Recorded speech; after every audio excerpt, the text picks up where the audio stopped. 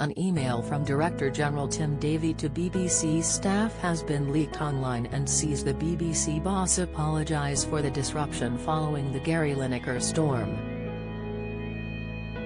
He also says that he is pleased that they had reached a way forward with Gary and praises BBC Sport and BBC News for how they dealt with some unprecedented challenges and covered the story professionally and independently, in the email first obtained by Sky News. The BBC has confirmed to the Mirror that it was an internal email sent to staff. Davie tells his staff that they all know the importance he places on impartiality at the BBC and, at the same time, knows they must champion the right to freedom of expression. He admits it's a difficult balancing act to get right where people are subject to different contracts and on-air positions, and with different audience and social media profiles. It comes after he announced in an official statement earlier that Gary Lineker would be returning to Match of the Day on Saturday following his suspension. The full email reads, "Dear all, I want to acknowledge how challenging the last few days have been and to say how grateful I am for all your work during this weekend's disruption. Thank you in particular to the teams and sport who have dealt with some unprecedented challenges. Also, I want to pay tribute to our news teams for covering the story professionally and independently.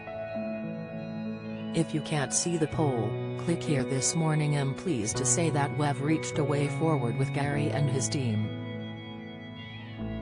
You all know the importance I place on impartiality at the BBC. At the same time, we must champion the right to freedom of expression. That's a difficult balancing act to get right where people are subject to different contracts and on-air positions, and with different audience and social media profiles. Our social media guidance, introduced in 2020, is designed to help manage these sometimes difficult challenges. Overall, much of it has worked well. However, I recognize there are gray areas which has caused potential confusion. That's why we have announced a review led by an independent expert, reporting to the BBC executive, on our social media guidance, with a particular focus on how it applies to freelancers outside news and current affairs. We will announce who will conduct that review shortly. Whilst this work is undertaken, the current social media guidance remains in place. Gary is in favor of such a review and is pleased that he will be back on air this coming weekend. Gary is a brilliant broadcaster and a valued part of the BBC.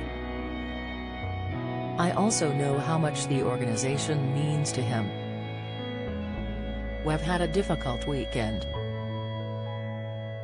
But it's right that we listen and that we ask ourselves questions to ensure that we continue to fight for a BBC that delivers world-class, impartial output for all audiences. Overall, over the last 2 years, we have seen strong audience research showing that we are delivering fair and balanced output. We are one of the most trusted brands globally, and in this polarized world we are needed more than ever. Thanks to everyone for continuing to support that work. Best wishes, Tim." His email comes after a weekend of intense backlash over its handling of Gary's tweet about the government's immigration policy. Gary had described the government's new controversial illegal migration bill, unveiled by Home Secretary Suella Braverman on Tuesday, to a wave of anger, as beyond awful in a tweet, and compared the language used as not dissimilar to that used by Germany in the 30s.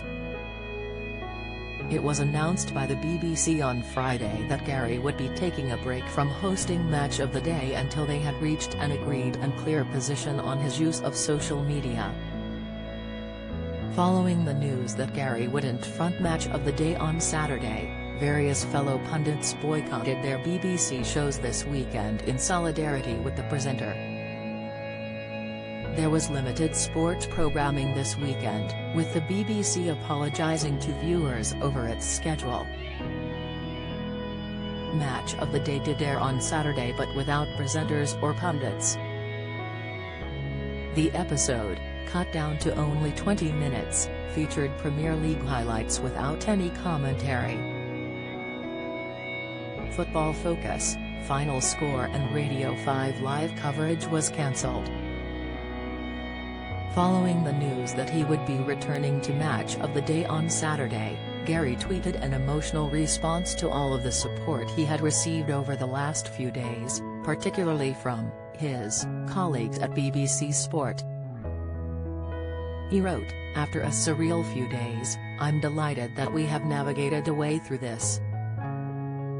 I want to thank you all for the incredible support, particularly my colleagues at BBC Sport, for the remarkable show of solidarity. Football is a team game but their backing was overwhelming. I have been presenting sport on the BBC for almost 3 decades and am immeasurably proud to work with the best and fairest broadcaster in the world.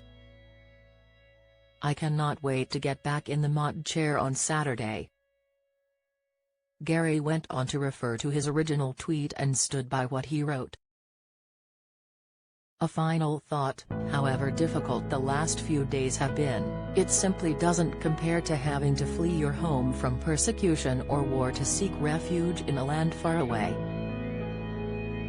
It's heartwarming to have seen the empathy towards their plight from so many of you," he continued. "We remain a country of predominantly tolerant, welcoming and generous people. Thank you." He also reached out to Davie and thanked him for his understanding.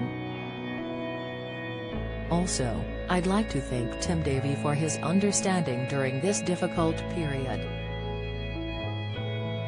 He has an almost impossible job keeping everybody happy, particularly in the area of impartiality. I am delighted that we'll continue to fight the good fight, together," he continued.